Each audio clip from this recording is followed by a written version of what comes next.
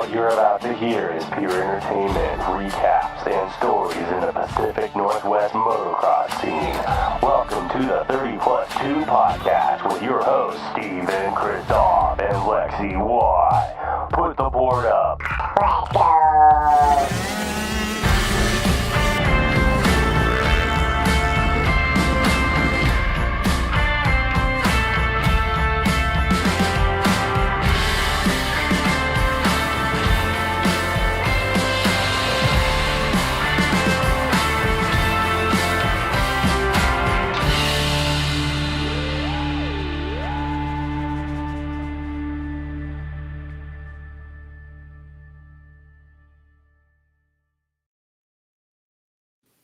All right. Episode 34 of the 30 Plus 2 podcast. And we are live another Tuesday night here with Lexi and yours truly, Gate Drop. Lexi, how's it been going? It's been going really good. Well, rain has returned. Has that stopped you at all on a dirt bike? No, this weekend was up at my cabin with a whole bunch of my friends riding pit bikes, and it got muddy a few of the spots, but it was a lot of fun, and I'm ready to get back on the actual bike and on the moto track. Well, did you keep it safe on a pit bike? Because we know I have a bad track record with pit bikes myself. Kept it pretty safe there. Yes, we only had one hospital run, thinking it's not for me. We had a few broken bikes and a few tears shed, but none of my bikes broke, and I didn't shed a few tears, so we were all good. Only one hospital run. Was it a foot injury or an ankle or a knee? Just a little puncture wound on the hip, but he's fine. It's just a flesh wound. I don't know if you've ever seen Monty Python. It's an old movie from the 70s, like way before both of our times. Have you ever seen Monty Python? Oh my God, you need to look. You need to go watch that. Okay.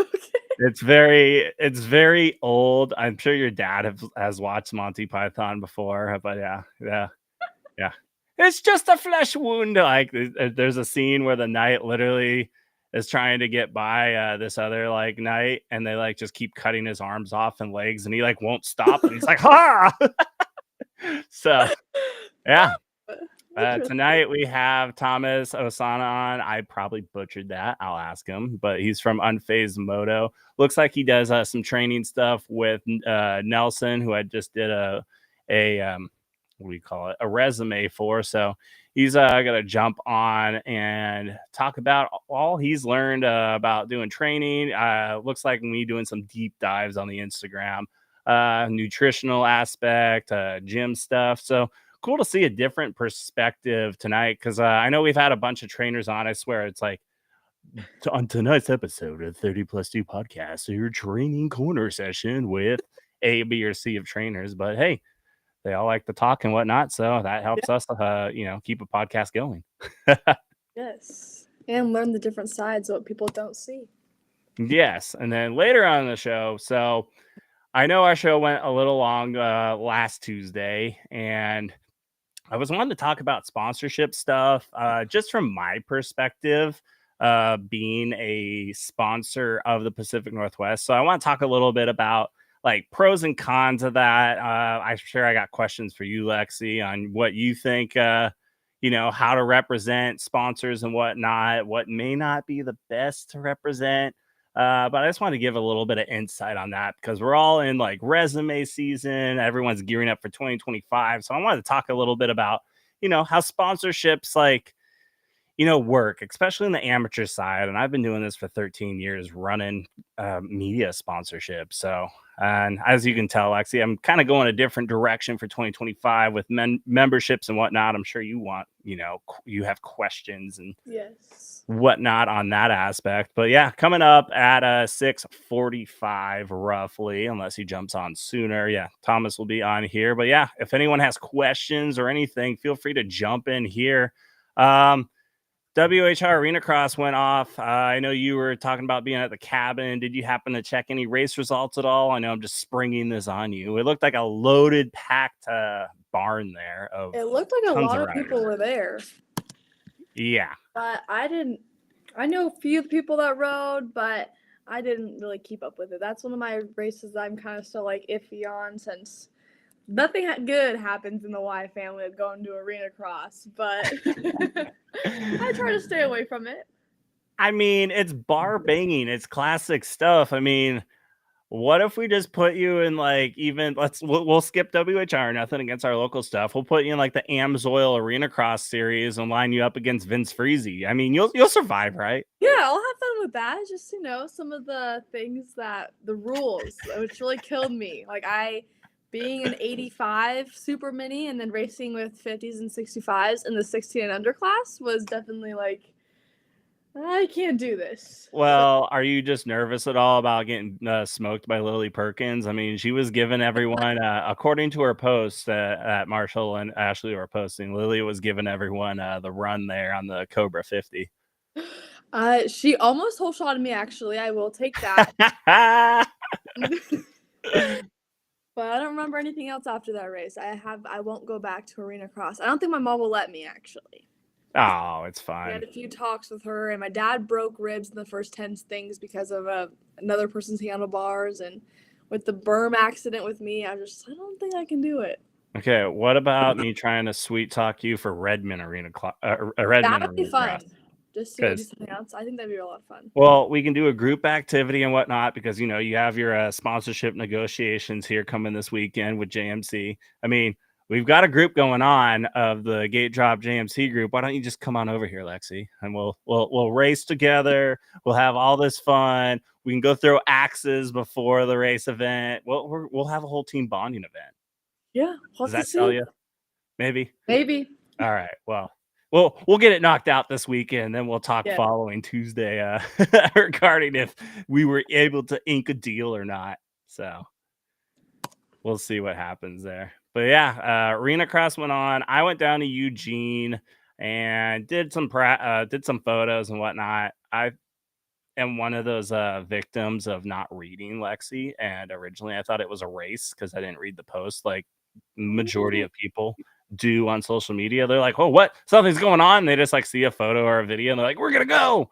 And then, yeah, I thought it was a race until my one dude that signed up for an Instagram reel, he was like, hey, you realize it's a practice? And I'm like, nope. Which is fine. The weirdest thing media wise, Lexi, is for some reason on practice days, rarely anyone signs up for media. Race days, it's like everyone needs photos, even though they're like out there for 4 laps and literally 4 minutes instead of like 3 hours. I don't understand that aspect of anything. So it's weird. But yeah, you're out of a boot. Walking good. Is it just cabin stuff for this whole winter, or you gonna maybe hit up Horn Rapids this weekend before the banquet? What's the future schedule looking like? I think that we're gonna do a lot of just non-jump training, a lot of corner tracks, a lot of trails, just to be able to build up the muscles in my leg. And I'm still a little bit nervous to go out and jump things right now, especially because like doing things like running still feels weird, and I don't have all the motion back. And so I just got the clear to ride again, which I shouldn't have been riding before, but I got clear on Thursday, so I can finally go back to my full activities, but they want me to take it slower. Like, I didn't know I wasn't supposed to be doing box jumps, but I've been doing those for quite a while, and I'm like, I don't think I need to. I think I can race my dirt bike now. I feel like with my big huge self right now, which I'm kind of like self like aware. That's why I'm wearing black. It makes you feel skinnier. The JMC sweatshirt really sucks in the belly. I think I'd break the box if I was doing box jumps right now. And also I think my doctor would be like, why are you out of your boot? Are you still on crutches?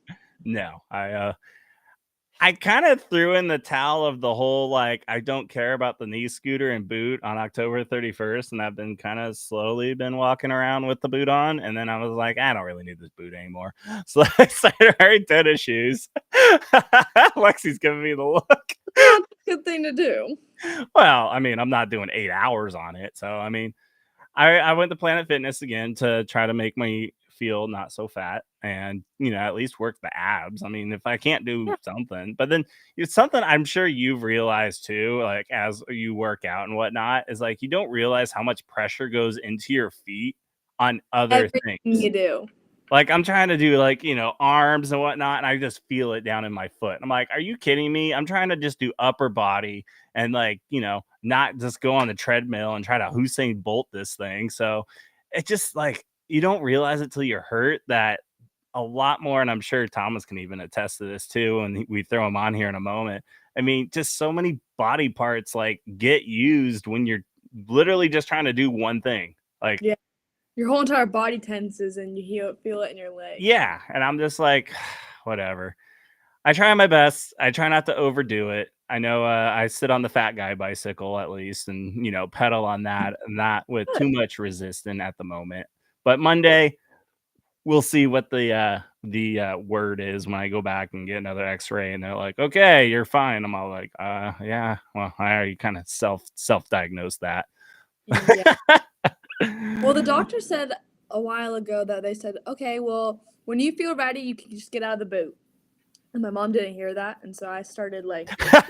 Like you're supposed to be in the boot. I'm like, Mom, they said whenever I feel ready. She didn't hear that. Yeah. Whenever I feel ready, it's my turn. So. All right. Well, our guest is sitting backstage. So let's throw Thomas Usana on and let's get to know everything about his training, nutrition, and personal fitness.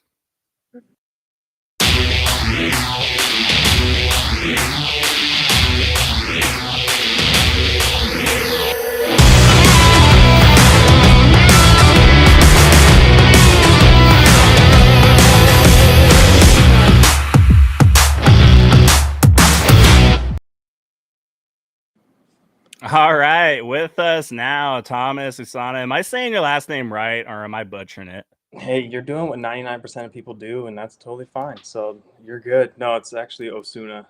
Osuna. Okay, Yeah. see.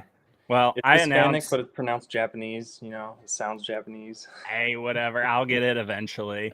I mean, Lexi can relate on butchering last names every single race event, even with like announcers that she's grown up with, and they still butcher it. So sorry.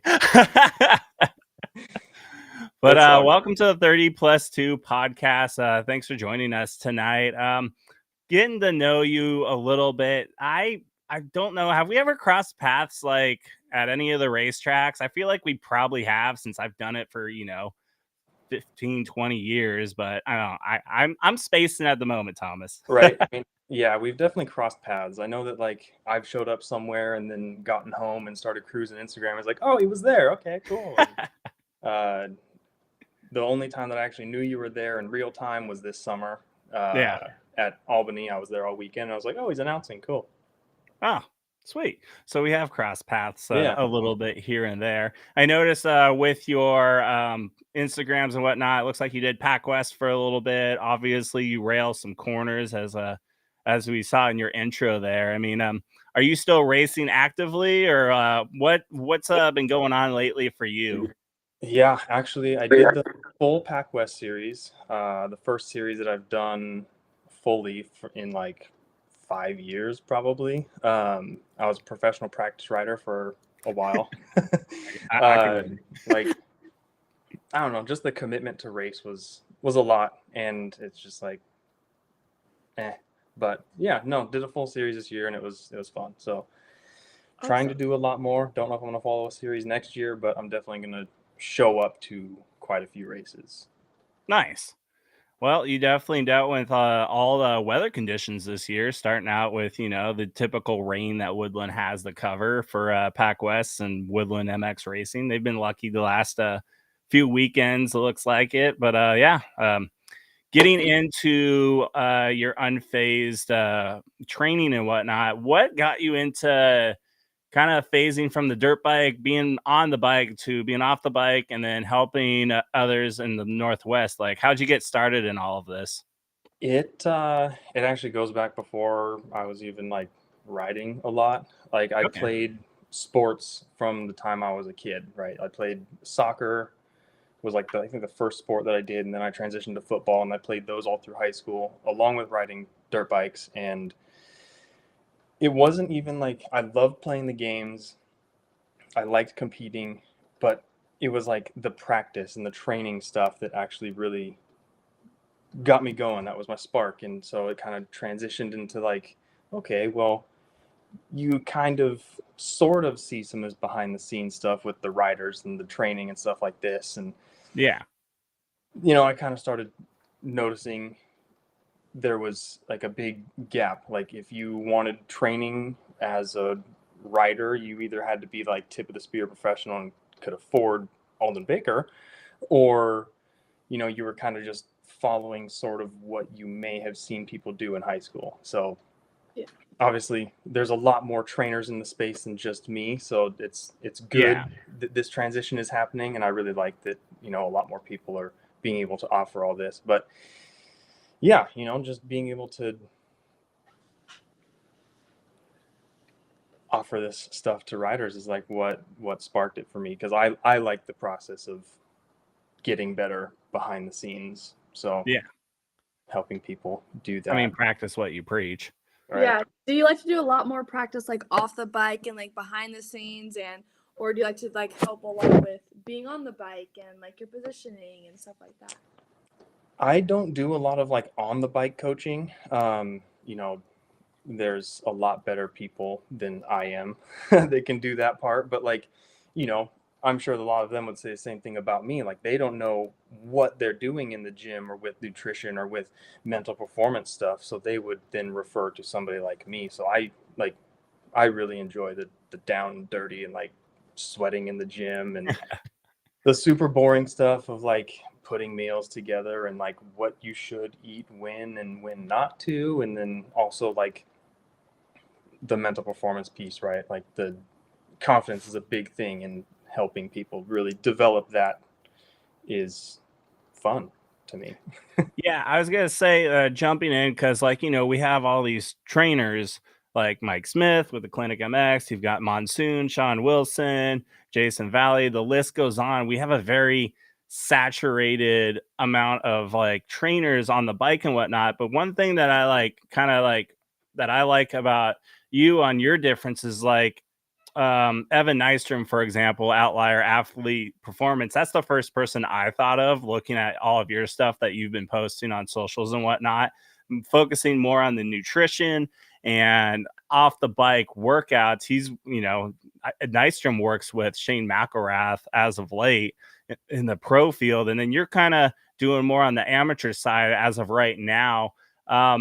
What have you found out that like works best on the nutrition side? Nothing that like any of the other trainers I just listed off, I haven't heard them talk about it. I probably just haven't been around as much on the nutritional side. But instead of grabbing a box of Cheetos and eating those like between races, like what have you figured out nutrition wise to help riders that you work with? Race day is a whole lot different than like a day like today, right? Like just in the sense of like you're not going to eat super fatty stuff. You're not gonna do what you see most of the people doing and going to the snack shack and getting a burger and a hot dog. At least you shouldn't, but you're gonna see a lot of them do it. That's not gonna lend itself very well to your riding. You're gonna do what you should be doing normally through the week, right? Like you're going to focus on your nutrient dense foods, your more whole foods that are going to have single ingredients like chicken and the oranges and apples and stuff like that. And, most of your energy through, let's say, a race day is going to come from fruits. And, I like to have honey and an electrolyte mix and stuff like that. But that's where most of your stuff's going to come from. And, you're going to have your protein too. Obviously you're not going to sit down and like eat an entire chicken breast between a moto, because He's just hacking away. you're going to feel like kind of fat, like, but like a protein bar is pretty good because they're quicker to digest and stuff like that. And they're a lot easier to manage than, like you said, hacking away on a chicken breast, which I'll do. I don't mind. But you need, stuff like that on race days. But like, let's say a day like today, you can have more more of the fattier foods, I would say, not necessarily deep fried still, because you kind of still want to stay away from that stuff. But Right. you can have more of your avocados and oils and stuff like that, but maybe replace your carbs with some of that, because like on race day, like I said, 80% of your food is going to be fruits and stuff like that. So stay away from the snack shack. Yeah, pretty much. I mean, there's a time and place, right? Like I've told plenty of my guys, like, hey, when you're done with motos and you want a cheeseburger, like, get on it. That's, there's a lot of calories in there. You got to replenish what you used, and you use a whole lot during race day. Like, I don't think that's one thing that I've noticed, that people don't realize that they burn so much while they're riding, but they're like, oh, I think I eat enough. But then when I do, my calculations on my end, that nobody's ever going to be perfect, but like based on this is how much you're riding, this is how much you kind of weigh and all that fun stuff. It's probably I never got any faster because I'm that typical rider that will not eat anything, period, the entire day. Yeah. And it's probably something you probably are a little bit against there, because you need fuel to, actually have the fire lit. 100%. One of the guys, when he first came on, I was like, all right, what are you eating? And he goes, well, a can of tuna and a bunch of water. I was like, that is not enough, dude. I was like, no wonder you feel like crap. So yeah, we got him a little more dialed in, but yeah, I was like that before too. Everybody deals with that stuff. Most of my stuff was like nerves, so I was like, we ain't eating. But yeah, once you get a handle on it and figure out how to handle those nerves, then it becomes easier to eat. Well, that's one. Your Go, Lexi. biggest thing. Okay. What do you think is like your biggest thing that you like to eat before races, and like if like between your first moto and your second moto, like what's something that you like to eat quick and to replenish all the energy? Depends on when the motos are. So like, I know that, let's say Pac West racing in general starts pretty early, and I'm one of the people that's like, it's very hard for me to eat before like 8:30, 9 in the morning. So Right. I'll typically like either have a quick bowl of like oatmeal with some protein in it and just kind of munch on that beforehand, and then finish that between, or eggs and potatoes are usually pretty good too, to do that, and some turkey bacon. That's usually my go-to breakfast, one of those two. And then mix in the electrolytes in there. I usually drink Element because there's like 4 ingredients in it, and drink that beforehand, and then the rest of the day is just maintenance. Then I'm just piling on the berries and fruit and a couple protein bars and go from there. With those that you worked with so far, have you like found where certain diets are either working for them or against them? Like, how do you, with you, and I know you're constantly learning as well, like we all do that, constantly learning in our professions. Have you like figured out like, hey, this is not really working out for rider A or B, and then figured out a way to help them transition into better dieting and supplements and whatnot, so they're kind of more on par for racing? Yeah, so like I can start with one. We were doing like a balanced diet, right? He's gonna have his protein, carbs, fats, a bunch of veggies, all that stuff. And he found himself still kind of like but now he's more currently on like an animal-based diet. So he's mainly meat and fruit and honey. So he seems to be loving that. He's trimming down. He's getting faster, more fit.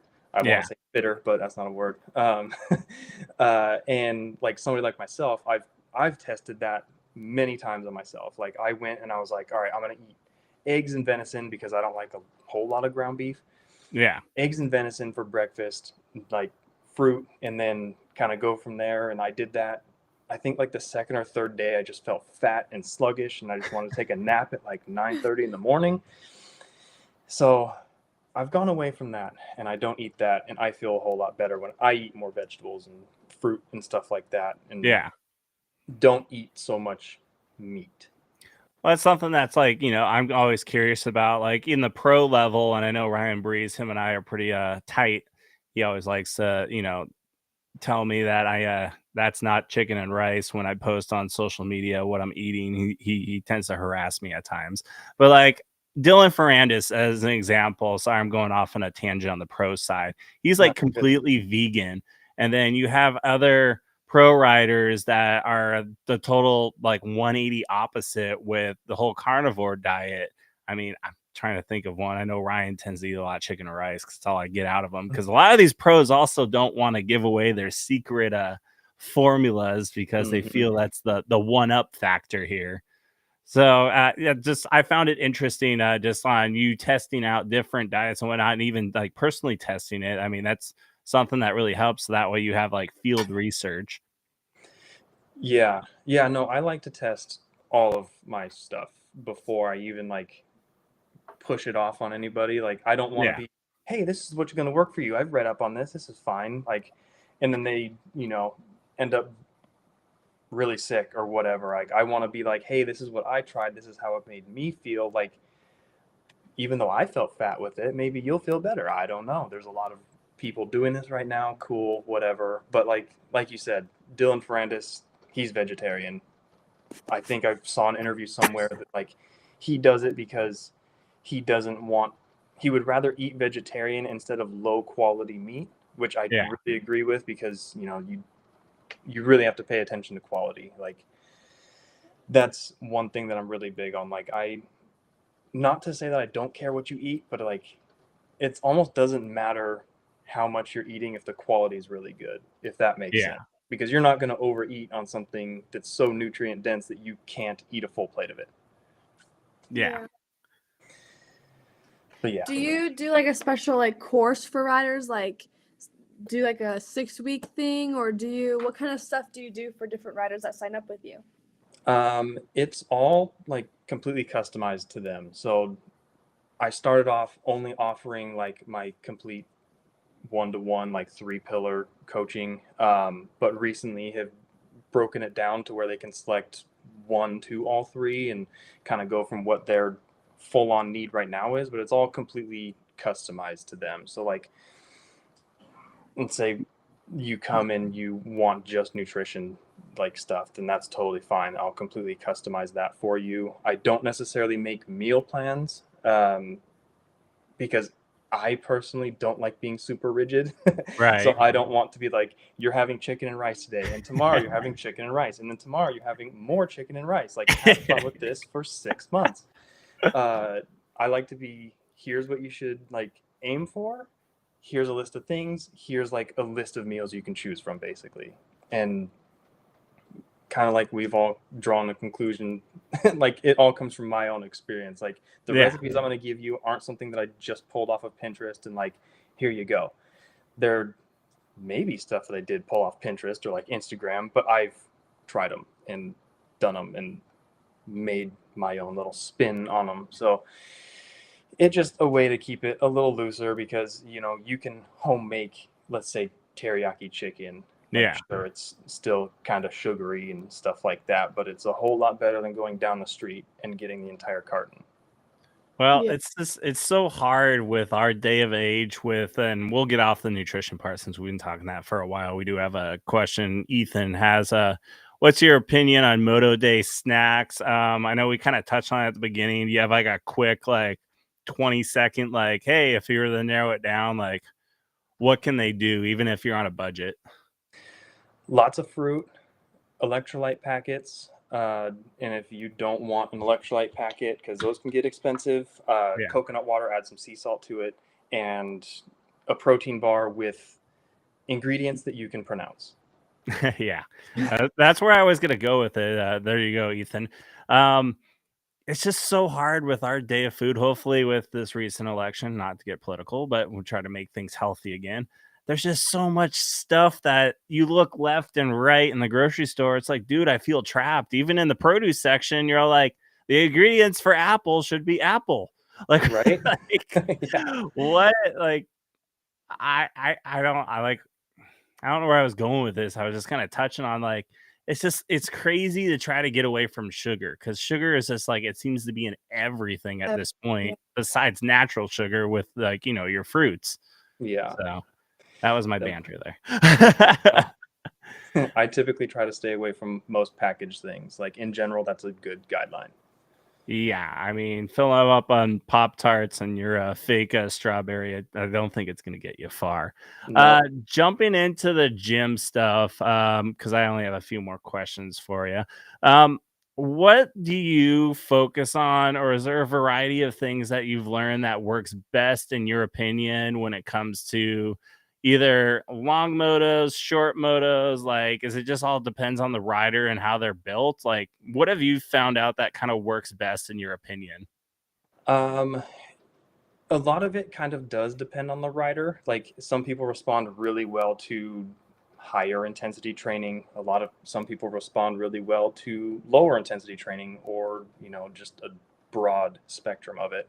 But I will say, like, what has made the biggest difference is really basing all of anyone's plan around how well and how quickly they can recover.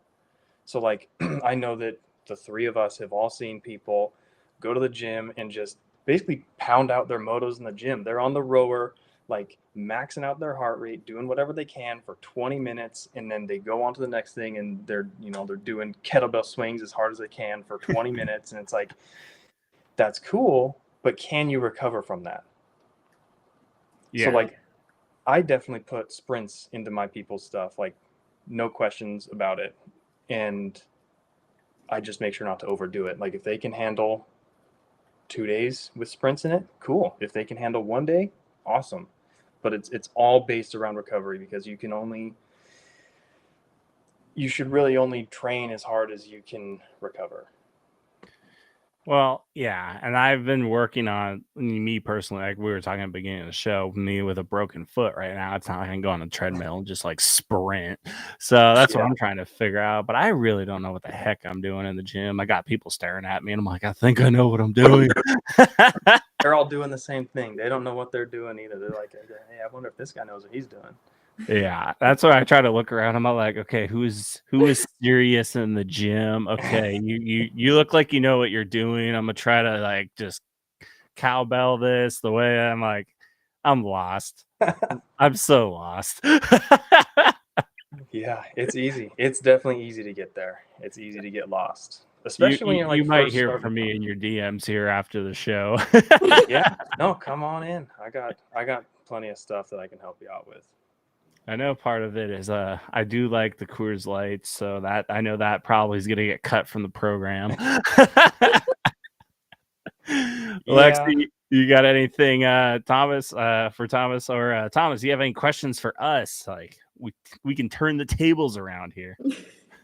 Man, I don't think I have any questions for you guys. What are your winter plans now that it's raining? A lot of training, getting back on the bike. Yeah. There you have potential customer right there.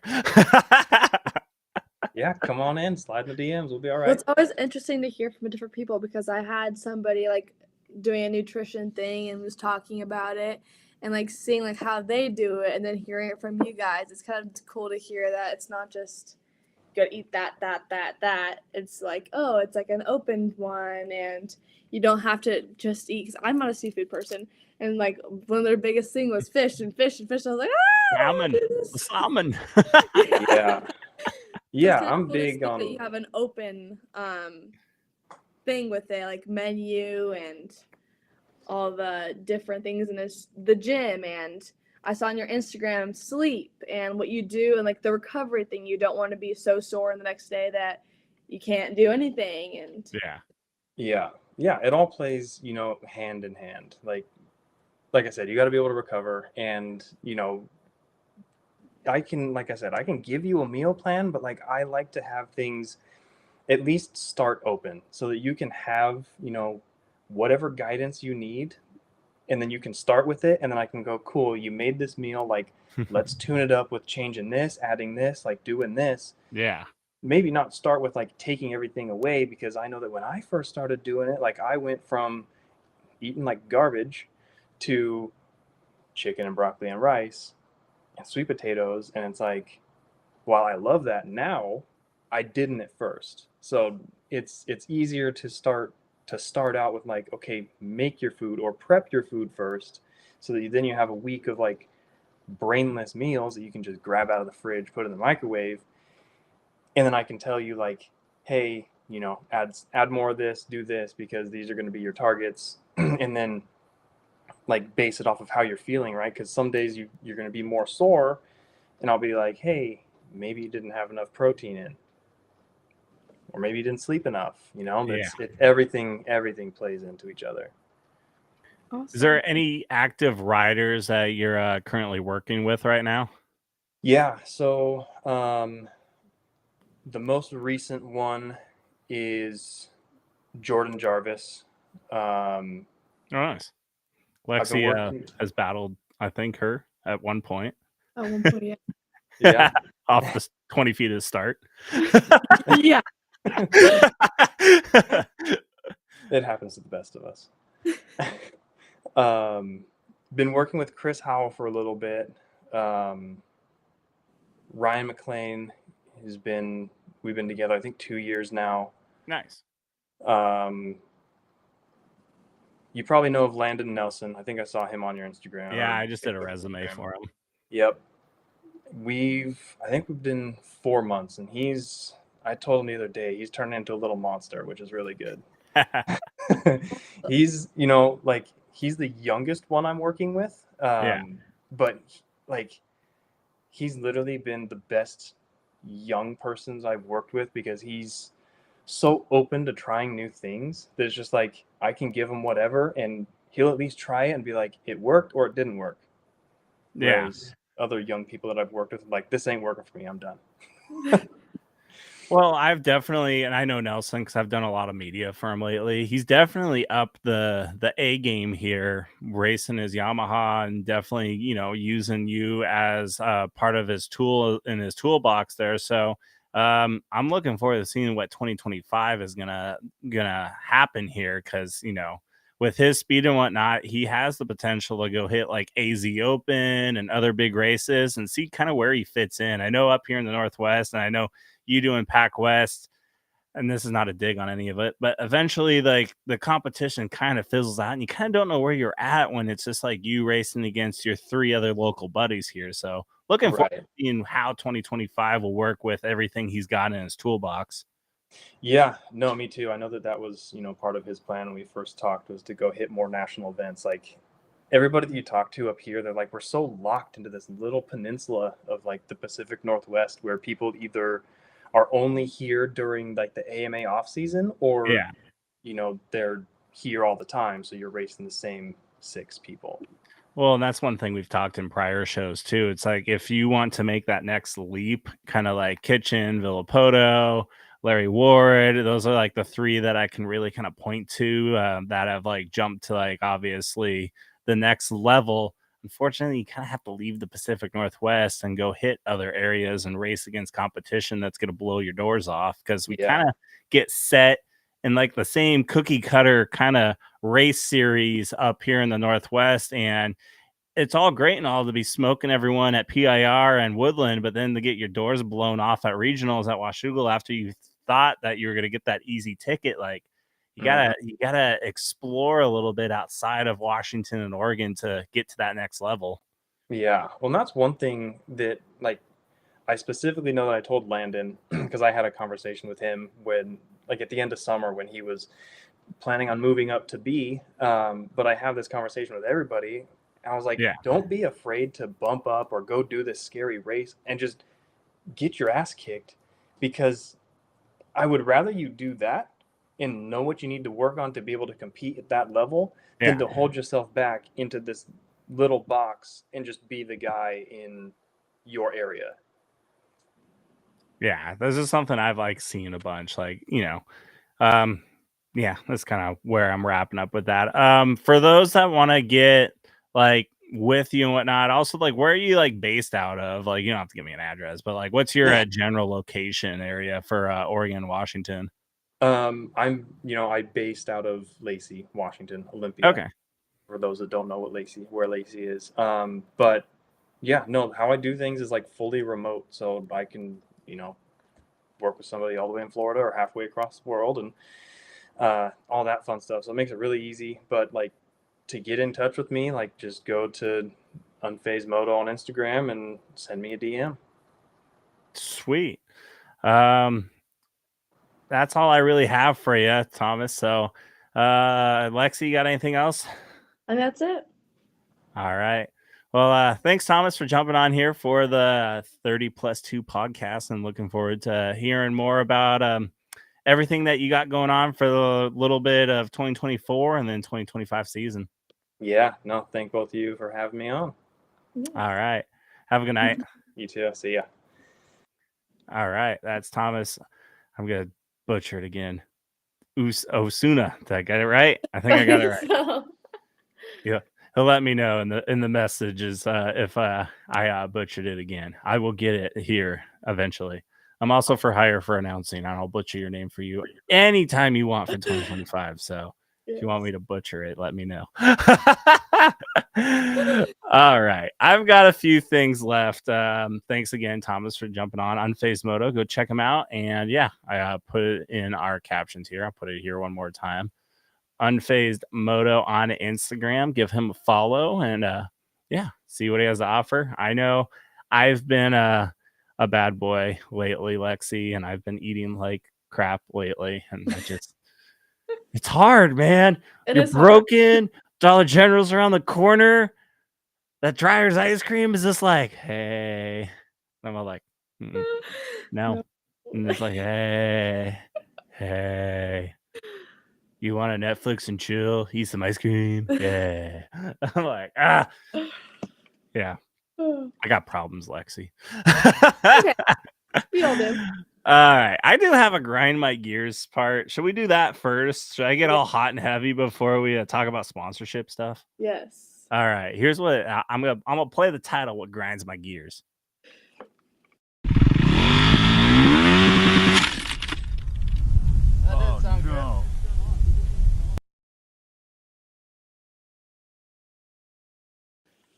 I think I need to fix that. Kind of pauses for a little too long there. But Lexi, are you a driver? Do you drive? I do drive. Okay. I don't know if it's like this in Washington. I'm going to get really pissed off right now. But in Oregon, I don't understand why people cannot turn left. Like the light goes green and then they're just like a snail going through the intersection. Like, oh my God, pedal to the metal, Sally. Like, I think the worst one is people that don't know how to drive in the rain. I mean, we can't drive in the freaking sun down here. But like going 10, I was going to the dentist yesterday and I was following somebody going 20 and a 35. And I was like, what are we doing? It's a 35. I'm about to put a PA system in my vehicles. I don't know if you've seen that Instagram reel where there's like the chick with the microphone. She's like, sir, you are going 45 and a 55. Put the foot on the gas and go the speed limit. I think you definitely need one. Oh, you just hear Christoph raging. You're like just like scanners and Facebook posts from certain like town groups, and they're like, "There's this a-hole in a gate drop van that told me to pick it up, Sally." But oh my God, I don't know what is up with right turns. Everyone's fine, but left turns, like the light goes green. I'm like, oh my God, just go, and they're just like, literally. I went to Hillsboro to have dinner with my dad. Saturday. It took 3 freaking light cycles to get through it, and there was only 3 cars in front of me. I was ready to murder. I was like, we're gonna go to town. It's like right turns, everyone's ready because you can just go if nobody's there, and then left turns are like. I don't understand. Like right turns, like they rally like Ken Block, just around the corner. Left turns are like, oh my God, okay. No. We gotta be careful. We gotta be careful, guys. We gotta be careful. Anyways, all right. That's enough ranting for tonight. Hi. Okay, that's on your face. Here, let's fix this. Okay, my cheater way. All right, sponsorship talk. I wanted to get a little bit into this. I know last week I didn't really get into it at all. But I wanted to go over some pros and cons of sponsorships, especially representation. And this goes, and this is all my opinion. Don't take it as fact, and don't follow the rules. This is just my opinion and my advice. Sponsorships. Lexi, how do you, I'm hot right now, so we're going to go from hot to like chill. How do Okay. you represent yourself on social media when it comes to sponsorship? What are you posting? What are you not posting? What is your opinionated advice about trying to get sponsors? Like, how do you represent yourself? I like to always show good sportsmanship and tagging them and using their stuff properly and making sure it's always clean and nice and not posting things that if I was a sponsorship, why would I want my sponsored rider that I'm putting stuff towards to see? Or why would they be doing that if especially like showing things that you don't want to see and making sure that you're the best you can be for them and show and use their stuff the way that they would want you to be using it. Good answer. That's a great answer. Yeah, it seems like you, and you're younger than me, so you've been learning though. But like, sometimes things are just best not on the internet. Yeah. Yeah, I got blown out by a former sponsor 2 weeks ago. Well, I'm not a former sponsor, a former rider that was sponsored by me.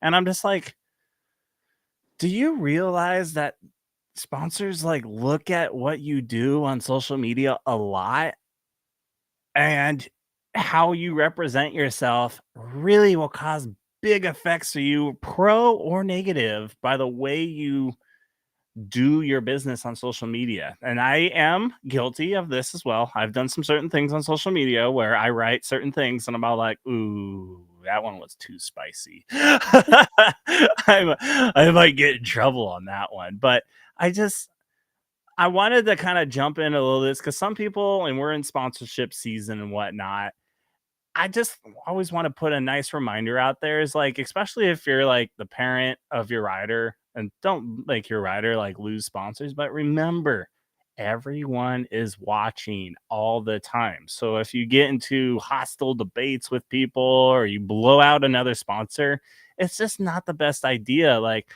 who cares if you're sponsors with sponsor A dealership and you're not sponsors with B dealership? Well, guess what? All these dealerships actually talk to each other and they all watch in the shadows. So my advice to you is, if things go south, don't blow out sponsors, for example, because if you're sponsored by A dealership and A dealership just sees you blow out the B dealership that you were formerly with and whatnot, why would they want to keep you around if they know you're going to do the same thing if things go south? Yeah.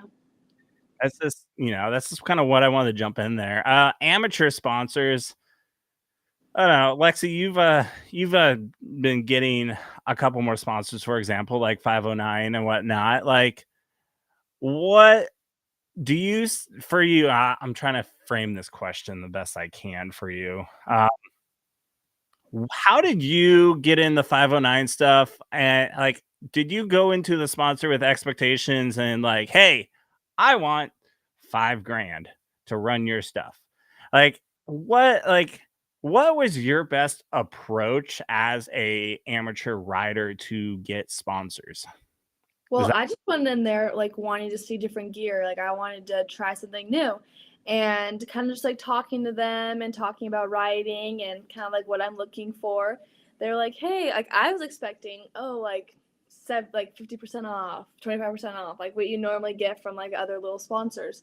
Yeah. And talking to them and making it personal. And like I got the guy's email and I emailed him with my resume and the whatever they call it, the team manager emailed me and had like an offer, and I was so happy with it and going forward with it. Like I had never met the girl, so I drove down to Spokane to meet her and get to see around 509 and see kind of more like, it's just like, yeah, that's my sponsor, but I wanted to make it more like go and meet them all and go see what it really is and try to like be the best I can to promote them because I absolutely love the gear. So if Yeah. anybody for gear, 509 is amazing. And they have just such great people. Like I had fun with I liked fly gear, but I never got to really get into like, oh, like who is behind the scenes of like Yeah. helping doing it. And 509 just like really makes it personal to you. Like she emails me with like different things that's coming out, or here's like a little like 509 get together thing, or they're going to be at this race, or like just like different things that you can go and support them and talk to them and meet everybody who's a part of it and who's a part of making the best gear that they can for you. So from your experience, how important is it to like be professional to gain additional sponsors like 509? I think it is extremely important. I don't like how other people just want like, oh yeah, they're just like sponsors. Or they go do stuff at the track and like, well, that's not what you'd want a sponsor to see, or that's not what you'd want anybody to see to go talk to them. And if you mess it up with somebody, one of your sponsors, and you think that you're just going to trade and go to somewhere else, but they all talk. Everybody talks. Yeah. It's a small world, and so you don't want to mess it up because then but everyone's gonna see you as, oh my gosh, like you should have seen what she just did or what he just did. Like, why would you want to sponsor them or be a part of them or help Yeah. them, have them a part of your big thing? Well, that's one of my gripes. I know I did start with grind my gears with left turns. I just see a lot of stuff. Like I said, don't take everything like I'm freaking Jesus here. But just like something that this frustrates me a little bit is like you, especially if you're not, say, a top pro guy. Like let's say even like I'm not gonna name names, but let's say you're an amateur pro or whatnot. You need to build relationships with sponsors. You can't just turn and burn them because it doesn't work in the long run. You may feel like you were like on top and you're like, haha, I showed him. I told everyone that they're a piece of junk. Their gear or their product is crap and whatnot. And I was just like, oh, why don't I feel like if let's say the sponsor did you wrong, you believe the sponsor did you wrong, let it just reveal it on its own because it will all come out on their own. But if you're going to do that, like I said, like in the top of our subject here, like don't blow people out because everyone follows each other. Everyone sees that and they're not going to want to sponsor you. And also, this is where I was trying to get to. Don't have that expectation you're going to get everything right off the bat. Like, let's say you're right at the beginning, you're 50 beginner. You're not going to get 100% sponsorship from anyone. Let's be real. No. You got to put in the results. You have to show representation in this day and age with social media and whatnot. You really can do the Adam Entinet route and get a bunch of sponsors that will help you down the road by the way you represent yourself. Like you wear your merch around the racetrack. You're helping build that relationship. You're leading people towards that sponsor. So you don't necessarily have to be the fastest, but my main point of the night is represent yourself the best you can. Like for me, I always have that everyone's watching me all the time attitude.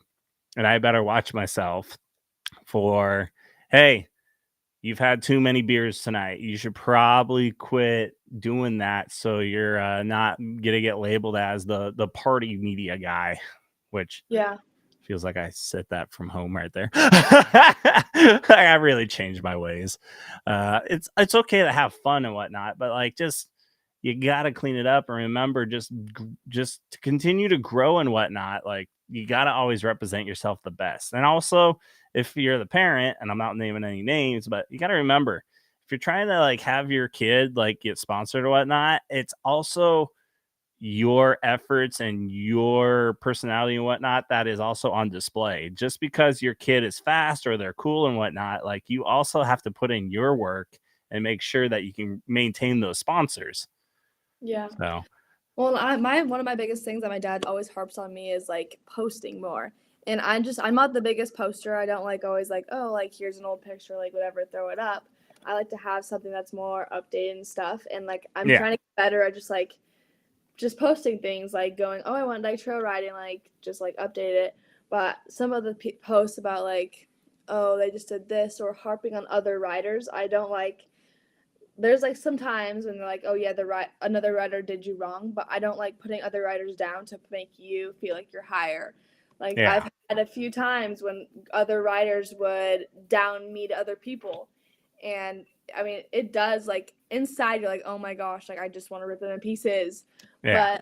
But at the end, like I was hurt and I am not going to be as fast back, or I raced while I'm injured, and that doesn't mean that I'm going to just always be as slow as I am, or I'm never going to try to push to be faster, because my goal is to come out of this better than I was in the beginning. Yeah. And having the mindset as like, oh, she's never going to come back fast, or like putting the other writers down to make you feel faster is always something that always kills me about other writers. And when they put it out in the media, like there's been stuff about me again, like, oh my gosh, she's like posting like little results. I'm like, you can post the results, I don't care, but when you say stuff about them, it's always like, do sponsors want to see you putting down other people like that, or Yeah. they want to see you working with your other opponents to be like, hey, like nice job, or ride past them and never talk to them again, or like give them mean looks. Yeah, just overall representation. I Yeah. mean, for me, I've done, and let's put this in another perspective now, because I'm jumping into other things and what now. I've been burned so many times where I'm just kind of burnt out. Literally, I'm burnt out of 1 year families that they get to know me and whatnot, and then they get sponsor A, B, or C, and boom, Kristoff's gone. So tired of that. Like, because I like to have, and I know you know, Lexi, like I like to have a more personal relationship with each family and whatnot, get to know who they are. And it does like feels like daggers at times when people are like, hey, you know what, we're just gonna discontinue with you because we want to. They don't give a reason. You can discontinue all you want, but be professional about it. Like, DMs are fine, but like give a reason. Don't just give. This is the one thing that's a pet peeve for me when a sponsorship changes. We're just moving on because we just want to. Okay, can you at least give me somewhat? I mean, I'll still be sad maybe, but like, give me a little bit of like reasons of like, hey, we're gonna go with this media group, or hey, thanks for. One thing that people lack on doing that I've noticed at times is when they move to a different sponsor, they don't think like the previous sponsors they had. Like, look at Cooper Webb, for example. He did a thank you post for Thor before switching over to Fly. Hey, thank you for the incredible season. That's the best sportsmanship class way of doing things. Or Not even just Christian Craig on Husky, and then Yeah. moving back, but he did such an amazing post. Even Paige did an amazing post about how amazing they were to their family and not just the writer. Yeah. Catherine's got, what are the sponsors' 3 basics expectations? For me, it's very simple. If you support me, I support you. I mean, I'm different because I'm not your factory gas, your factory teams. I'm a media guy.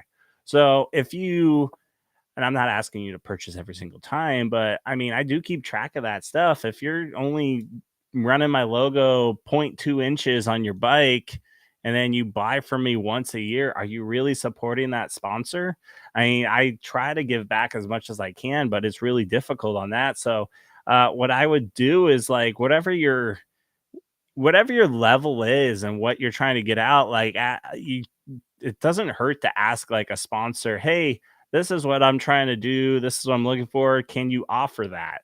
For me, I just want to have the gate drop logos represented to where they're actually clearly visible, because I've gotten away with seeing people just make my logos smaller and smaller. Like, shrinkflation is real when it comes to sponsor logos. And it's like, Dunlop isn't really going to care too much about like how big their logo is.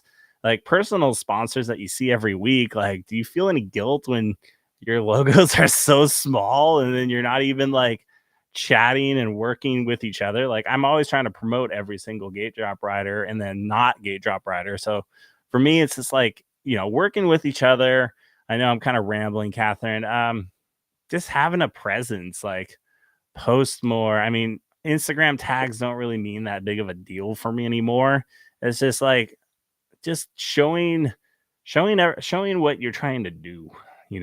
That's that's my vague expectation there. Just show the cool things. Show how you represent your sponsors to the fullest, and they will give back. I know I like to give back, but you have to also give back to me. If you just 1 year deal me and then you just like leave me for the next best guy that's giving you free photos or whatever, I mean, really? That's kind of what I got from that. But also, like I said, the professional way of, even like if you start out small and say you start with AOT gear or whatever, like even do a thank you post and move on to the next. Like everyone talks, the gears all like they all watch everyone's stuff. Like usually, even bigger stuff like Dunlop will even like look and like your post. I've had Rockstar like my stuff before. It's like, well, they see it come across the feed every now and then. So that's Yeah. kind of all I have there. This year I've started, which is going to help me out because I can live comfortably with my budget when it's just me on the media side.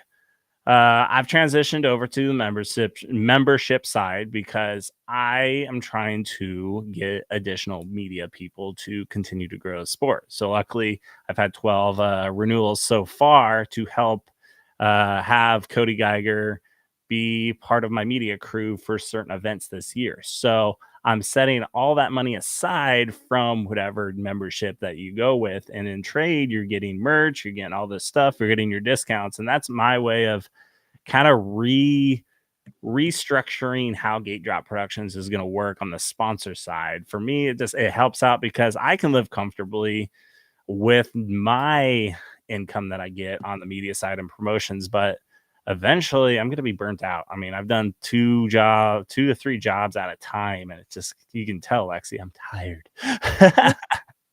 And I keep breaking myself, so I need to have additional people when I break myself again.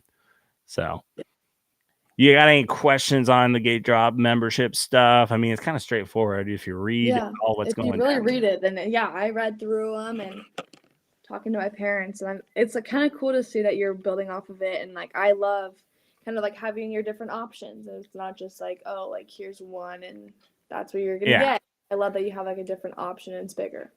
Well, I recognize our sport is so expensive, and I mean, it is $150, which is the cost of one Instagram reel if you're a sponsored rider, which is $12.55 a month. It's not too big, but I'm trying to just work with as many categories I can. Not everyone can afford everything to where they're saving bottles to go racing and whatnot, which is a great thing to do. I do the same thing to get diesel on my Sprinter because when you go to certain races and whatnot and make nothing, it does kind of it discourages you a little bit, but it's part of the business. Sometimes you gotta have good days, sometimes you have really poopy days, but I try to make it as flexible as possible because that's the best way I can do with all the riders. And if you want to rep Gate Drop on your shroud and whatnot, more than happy to discuss even other options as well too.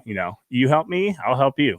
So that's what the best I can do. And then those that it for me that I've noticed, Lexi, with my memberships, now that I've thrown money on, hey, you want this amount of discount, this is what it is up front. It's in a way separating the serious people that want to see me sprout to the next level, and then the non-serious. Like, okay, like I'm burnt. Not that I don't like sponsoring so many people, but eventually it's like I've sponsored 110 people and I'm getting 10% return out of 110 people. What is this? Is this formula still working? Yeah, I agree. I've had the luxury of the additional group of Gate Drop JMC that I've had long talks with JMC to support a small group of riders, which is an addition from Gate Drop. It's not that I'm not supporting Gate Drop. It's like, sorry, you 110 people. Nice knowing you. It's an addition because now I can focus more with the money that is being raised, which I appreciate everyone that has renewed and also signed up to give more to that group. And then if you represent yourself and you want to go the JMC route, well, maybe in 2026 we can throw you in that group, because the group that we're kind of working on with Gate Drop JMC that's the prospect group to future sponsorships with JMC. If you represent yourself well and you're serious, you run their gear, you run certain things, you do certain things, like it will build to the next level. So that's kind of what we're going with in that group. I'm not the end all be all. I mean, you've got Power, you've got Gresham with their group, you've got, I don't know if even the Claw's doing anything lately. You've got I-90, like, it's just a stepping stone. That's one thing with me. I'm a stepping stone sponsor. I hope everyone does well and continues on their journey and stays in the sport. That's the most important thing to me. And also, you're very good at promoting and getting the right out there, which my family really, really likes. Oh, you guys are all special to me. I like promoting every single kid and get to know stories, families, and I know your dad hasn't talked about his Desert 100 and all that, and I see a Baja 1000 thing in the background, so he's got some stories I need to pry out. I like to give everyone that professional Eli Tomac, Hayden Deegan, Jet Lawrence feel, because everyone to me I think is super cool. And even if you end up burning me, like, I'll be a little pissed at a little bit off camera and off socials, but eventually it's like, dude, I'm gonna see you next week. Like, let's just be chill. Yeah, I agree. Lexi, you got anything else? I know I said short show, and here we are at hour 6. I think that's all I have. All right. Well, we will debate if we have an episode next Tuesday. We may have some heavy hitters, so make sure to follow on Instagram at GateDrop_pro. And Lexi, go for it. And le.xi_y7. There we go. Make sure to follow us, subscribe to the YouTube channel, follow Gate Drop Productions, and last thing, if you're a small business and you want to join in on the Gate Drop JMC group, we're going to have pit shirts and whatnot. I'm going to be redoing my canopy soon. If you want your logos represented, feel free to message me for details. We have Forest Glen Repair and Dirt Lifeguard, as well as an additional sponsor of our small group. So small, big, whatnot. Obviously, I can't take like Power Motorsports and jam it with JMC because it's competing sponsors. But if you're anything on the sponsor side, helmets or goggles or whatever, or you like to throw tile and you want to have a tile sponsor out there, more than happy to represent you to our fullest. All right, Lexi, heavy hitters possibly next week or following week. We'll find out. Awesome. Thanks for everyone tuning in. And that's a wrap for the 30+2 podcast. We will catch